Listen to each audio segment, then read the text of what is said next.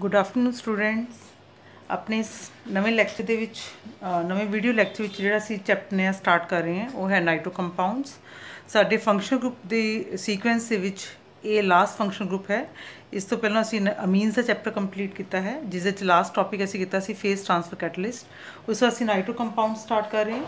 ਸੋ ਨਾਈਟ੍ਰੋ compounds ਦੇ ਵਿੱਚ ਜਿਹੜਾ ਫੰਕਸ਼ਨ ਗਰੁੱਪ ਹੈ NO2 ਫੰਕਸ਼ਨ ਗਰੁੱਪ ਹੈ ਔਰ ਇਸ ਨੂੰ ਅਸੀਂ इस तरीके नाल लिख सकते हैं जिस दे विच नाइट्रोजन दो ऑक्सीजन नाल अटैच्ड है, one with by double bond and one with coordinate bond. And coordinate bond can also be written as covalent bond but showing positive and negative charges, positive charge from which electron pair is donated and negative charge on the atom at which is accepting the electron pair। अगर असी classification की गल करिए तो nitro compounds can be classified into primary, secondary and tertiary nitro compounds depending upon the carbon to which nitro group is attached. If this carbon is primary then it is primary nitro compound. In secondary nitro compound the carbon bearing nitro group is having two alkyl groups, and similarly in tertiary the carbon is tertiary carbon means it is attached to three groups, three alkyl groups। और ਜਿਹੜੇ ਅਸੀਂ ਇਹ ਦੋ structures ਦੇਖਿਆ ਨੇ ਇਸ ਨੂੰ ਵਿੱਚ ਅਸੀਂ ਅਗਰ ਅਸੀਂ ਹੋਰ ਡਿਟੇਲ ਦੇਖਣੀ ਹੈ ਤਾਂ ਸਾਨੂੰ ਪਤਾ ਹੈ ਨਾਈਟ੍ਰੋਜਨ ਦੇ ਆਊਟਰਮੋਸਟ ਸ਼ੈਲ ਵਿੱਚ 5 ਇਲੈਕਟ੍ਰੋਨਸ ਹੁੰਦੇ ਨੇ, ਤਾਂ ਉਹ 5 ਇਲੈਕਟ੍ਰੋਨ ਵਿੱਚੋਂ ਜਿਹੜੇ 2 ਇਲੈਕਟ੍ਰੋਨਸ ਨੇ ਉਹ ਪਾਈ ਬੌਂਡ ਬਣਾ ਲੈਣਗੇ ਆਕਸੀਜਨ ਦੇ ਨਾਲ इस तरीके नाल, और एक इलैक्ट्रॉन जो है वो आर ग्रुप नाल सिग्मा बॉन्ड बना लेगा। So now nitrogen is left with one electron pair which it can donate to oxygen which is 2 electron deficient. So इस तरीके नाल दी स्ट्रक्चर बनती है। और अगर असीं इसनूं जिस तरह पहले ही दस्सिया है कि कोवलेंट बॉन्ड की तरह शो करना है तो नाइट्रोजन इलैक्ट्रॉन पेयर डोनेट किया, इत्थे असीं पॉजिटिव चार्ज शो करांगे और इत्थे नैगेटिव चार्ज। तो एक ग्रुप जिहड़ा है ये काफ़ी ईजी डाइपोल मूवमेंट है because of positive negative charges, and it can undergo resonance to show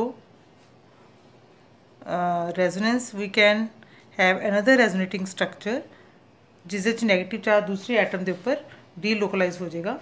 और अगर असी देखें कि कन्फर्मेशन या वेरीफिकेशन किस तरह कर सकते हैं, we can verify it from nitrogen oxygen bond length, जी कि दोनों ही नाइट्रोजन ऑक्सीजन बॉन्ड लेंथ जी ने वो सिंगल और डबल बॉन्ड लेंथ के इन बिटवीन है। उससे असी स्टार्ट कर रहे हैं मैथड्स ऑफ प्रैपरेशन। तुसी फर्स्ट भी पढ़िया सीगा एल्केन के चैप्टर विच कि एल्केन्स की असी नाइट्रेशन भी कर सकते हैं, and this process is known as vapour phase nitration. Vapour phase क्यों कह रहे हैं, क्योंकि इस दे विच जो एल्केन्स ने वो भी वेपर फेज विच है और नाइट्रिक एसिड भी वेपर फेज विच है। High temperature is there, and जो नाइट्रिक एसिड असी यूज़ करना है that is fuming nitric acid, और फ्यूमिंग मीनस इस NO2 गैस प्रेजेंट है। तो हाइड्रोजन जी है that is substituted with nitro group.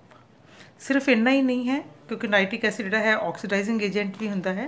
तो डिपेंडिंग ऑन द जी कार्बन चेन कि किन्ने कार्बन आइटम्स है चेन दे विच, जिस तरह कि अगर असी प्रोपेन ले लीए तो जो असी वेपर फेज नाइट्रेशन करते हैं तो इस दे नाल we can get products depending on the hydrogen which is abstracted and which is substituted by nitro. So अगर प्राइमरी हाइड्रोजन एब्सट्रैक्ट होंगी साढ़े कोल 1 नाइट्रो प्रोपेन बनेगा, और अगर सैकेंडरी कार्बन तो एब्सट्रैक्शन होंगी है तो 2 नाइट्रो प्रोपेन बनेगा।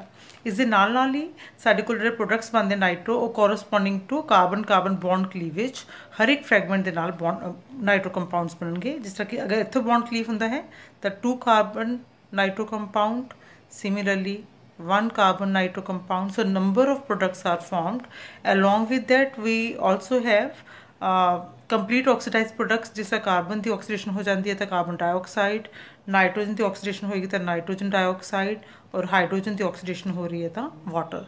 सो number of products are formed. So इसलिए रिएक्शन जोड़ा है बहुत ज़्यादा डिज़ायरेबल नहीं है, specially laboratory point of view नाल, क्योंकि सारे कोल एक प्रोडक्ट नहीं बनता।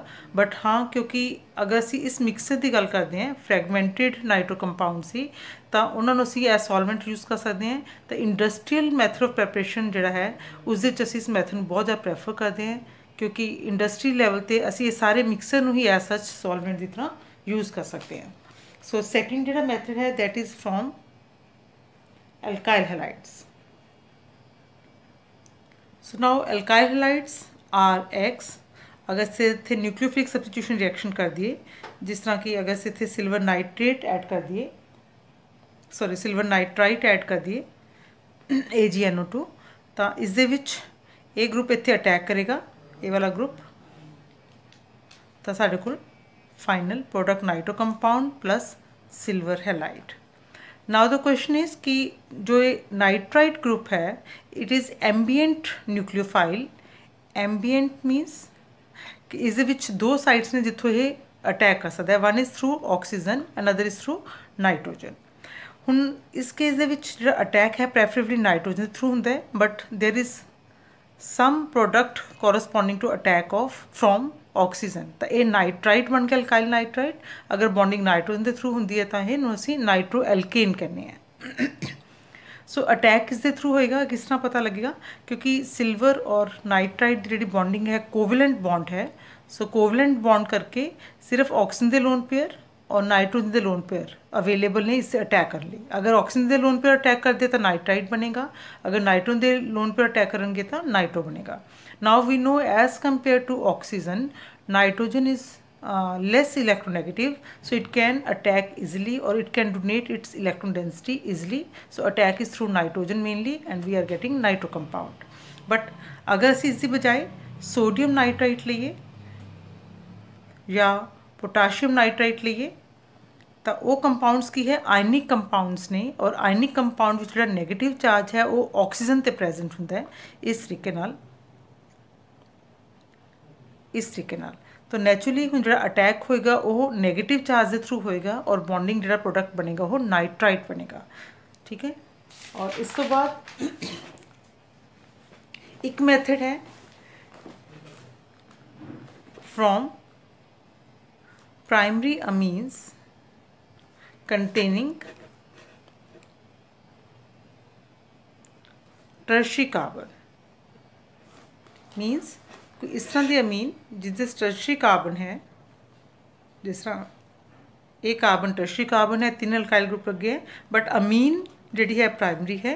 क्यों प्राइमरी अमीन है, क्योंकि इस नाइट्रोजन नाल इक्को ही अल्काइल ग्रुप लगे हुए है, चाहे वो अल्काइल ग्रुप टर्शियरी कार्बन के थ्रू क्यों ना लगे हुए, but it is primary amine. So इस तरह के अमीन की जो असी ऑक्सीडेशन करते हैं विद KMNO4 तो साढ़े को जो अमाइनो ग्रुप है that is converted to oxidize to nitro, और ये जो नाइट्रो कंपाउंड है इसमें असी टर्शियरी करने हैं। सो अमाइनो और नाइट्रो का जो नोमनक्लेचर है, क्लासीफिकेशन है, वो थोड़ा जहा आपस में डिफर करता है। सो ये तो हो गए साढ़े को general aliphatic method of preparation.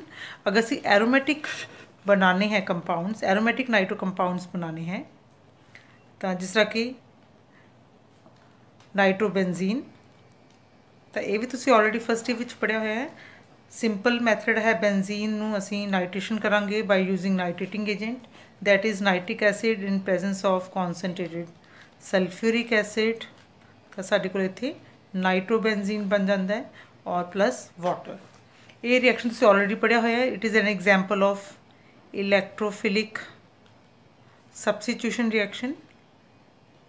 But जो इतने मिक्स असी यूज़ कर रहे हैं concentrated nitric acid and concentrated sulphuric acid का, असी इसनों नाइट्रेटिंग मिक्सर कहने हैं।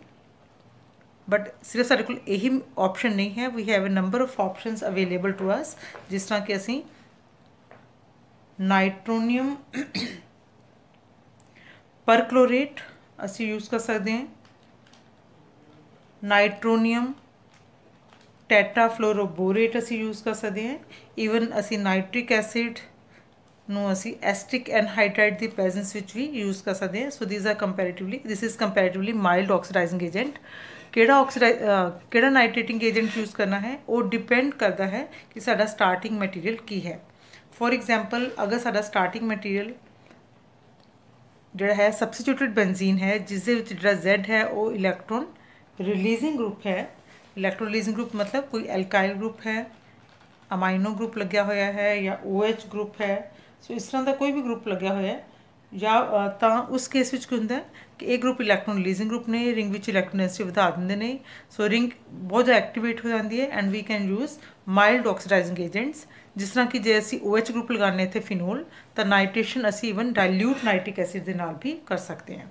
ਬਟ ਅਗਰ Z ਜਿਹੜਾ ਹੈ ਇਲੈਕਟ੍ਰੋਨ ਵਿਡਰੋਇੰਗ ਗਰੁੱਪ ਹੈ, ਜਿਸ ਤਰ੍ਹਾਂ ਕਿ ਨਾਈਟ੍ਰੋ ਹੈ, ਐਲਡੀਹਾਈਡ, ਕੀਟੋਨਸ, ਐਸਿਡ ਗਰੁੱਪ, ਇਲੈਕਟ੍ਰੋਨ ਵਿਡਰੋਇੰਗ ਕੋਈ ਵੀ ਇਸ ਤਰ੍ਹਾਂ ਦਾ ਗਰੁੱਪ ਹੈ, ਜਾਂ ਅਸੀਂ ਰਿੰਗ ਦੇ ਵਿੱਚ ਇੱਕ ਤੋਂ ਜ਼ਿਆਦਾ ਨਾਈਟ੍ਰੋ ਗਰੁੱਪਸ ਅਟੈਚ ਕਰਨੇ ਹੈ, then we have to use strong conditions, we have to use strong nitrating agents और उसके ਵਿੱਚ temperature conditions ਵੀ ਜਿਹੜੇ ਹੈ ਉਹ ਥੋੜ੍ਹੀਆਂ ਜਿਹੀਆਂ strong ਹੋ ਜਾਣਗੀਆਂ। तो ਉਸ ਤੋਂ ਬਾਅਦ ਹੈ ਸਾਡੇ ਕੋਲ physical properties। ਫਿਜ਼ੀਕਲ ਪ੍ਰੋਪਰਟੀਜ਼ ਦੇ ਵਿੱਚ ਮੇਨ ਜਿਹੜਾ ਅਸੀਂ ਗੱਲ ਕਰਦੇ ਹਾਂ ਕਿ ਨੋਰਮਲ ਇਸ ਦੀ ਜਿਹੜੀ ਸਟੇਟ ਹੈ ਜਾਂ ਕਲਰ ਹੈ ਕਿਸ ਤਰ੍ਹਾਂ ਹੁੰਦਾ ਹੈ। ਇਨ ਜਨਰਲ ਅਗਰ ਅਸੀਂ ਫਰੈਸ਼ ਬੋਟਲ ਖੋਲ੍ਹਦੇ ਹਾਂ ਤਾਂ ਜਾਂ ਅਸੀਂ ਕਹਿੰਦੇ ਕਿ ਪਿਓਰ ਅਸੀਂ ਕੰਪਾਊਂਡ ਲੈ ਰਹੇ ਹਾਂ ਤਾਂ ਉਹ ਕਲਰਲੈਸ ਹੁੰਦਾ ਹੈ। ਬਟ ਅਗਰ ਟਾਈਮ ਦੇ ਨਾਲ ਨਾਲ ਕਾਫੀ ਦੇਰ ਪਿਆ ਰਵੇ ਜਾਂ ਉਸ ਵਿੱਚ ਕੋਈ ਇੰਪਿਊਰਿਟੀ ਹੋਏਗੀ ਤਾਂ ਇਹ ਪੇਲ ਯੈਲੋ ਕਲਰ ਦੇ ਕੰਪਾਊਂਡਸ ਹੁੰਦੇ ਨੇ। ਜਾਂ ਲਿਕੁਇਡਸ ਵੀ ਹੋ ਸਕਦੇ ਹੈ, ਸੋਲਿਡਸ ਵੀ ਹੋ ਸਕਦੇ ਔਰ ਡਿਪੈਂਡ ਕਰਦਾ ਹੈ। तो येलो कलर ਜਿਹੜਾ ਆ ਰਿਹਾ ਹੈ ਉਹ ਡਿਊ ਟੂ ਨਾਈਟ੍ਰੋ ਗਰੁੱਪ ਆ ਰਿਹਾ ਹੈ, ਕਿਉਂਕਿ ਜਿਹੜਾ ਨਾਈਟ੍ਰੋ ਗਰੁੱਪ ਹੈ ਉਹ ਕ੍ਰੋਮੋਫੋਰ ਹੁੰਦਾ ਹੈ। ਇਹਨੂੰ ਤੁਸੀਂ 3rd ਈਅਰ 'ਚ ਪੜ੍ਹੋਗੇ ਜਿਹੜਾ ਪਰਟੀਕੂਲਰ ਐਬਜ਼ੋਰਬ ਕਰਦਾ ਹੈ ਲਾਈਟ ਆਫ ਪਰਟੀਕੂਲਰ ਵੇਵਲੈਂਥ, ਜਿਸ ਨਾਲ ਇਹ ਯੈਲੋ ਕਲਰ ਅਮਿਟ ਕਰਦਾ ਹੈ। ਤਾਂ ਜਿੰਨੇ ਨਾਈਟ੍ਰੋ ਗਰੁੱਪ ਜ਼ਿਆਦਾ ਲੱਗੇ ਹੋਣਗੇ ਉਨੇ ਹੀ ਉਹਦਾ ਯੈਲੋ ਕਲਰ ਜਿਹੜਾ ਹੈ ਹੋਰ ਵੀ ਜ਼ਿਆਦਾ ਇੰਟੈਂਸ ਹੋ ਜਾਏਗਾ। ਔਰ ਜਿਹੜਾ ਸਪੈਸ਼ਲ ਐਰੋਮੈਟਿਕ ਕੰਪਾਊਂਡ ਨਾਈਟ੍ਰੋਬੈਂਜ਼ੀਨ ਹੈ, ਇਸ ਜਿਹੜੀ ਸਮੈਲ ਹੈ that is of bitter elements. और इसका जो कॉमन नेम है that is oil of mirbane. So very popular name oil of mirbane ਅਸੀਂ ਇਸਨੂੰ ਕਹਿੰਦੇ ਹਾਂ। ਸੋਲਿਬਿਲਿਟੀ ਅਗਰ ਅਸੀਂ ਗੱਲ ਕਰੀਏ ਤਾਂ ਕਿਉਂਕਿ ਇਹ ਕੰਪਾਊਂਡ ਡਾਈਪੋਲ ਮੂਵਮੈਂਟ ਹੈ, ਇਹ ਕੰਪਾਊਂਡ ਪੋਲਰ ਹੈ, ਤਾਂ ਆਮ ਤੌਰ ਜਿਹੜੇ ਐਲੀਫੈਟਿਕ ਨਾਈਟ੍ਰੋ ਕੰਪਾਊਂਡਸ ਹੈ they are water soluble. But aromatic ਜਿਹੜੇ ਨਾਈਟ੍ਰੋ ਕੰਪਾਊਂਡਸ ਨੇ, ਕਿਉਂਕਿ ਜਿਹੜੀ ਰਿੰਗ ਹੈ ਉਹ ਵਾਟਰ ਵਿੱਚ ਇਨਸੋਲਿਬਲ ਹੈ, they are practically insoluble in water. ਔਰ ਕੈਮੀਕਲ ਰਿਐਕਸ਼ਨਸ ਦੇ ਵਿੱਚ ਜਿਹੜਾ ਅਸੀਂ ਕਰਨਾ ਹੈ ਉਹ ਅਸੀਂ ਆਪਣੇ ਨੈਕਸਟ ਲੈਕਚਰ ਵਿੱਚ ਕਰਾਂਗੇ। ਫਿਲਹਾਲ you can concentrate on methods of preparation and physical properties.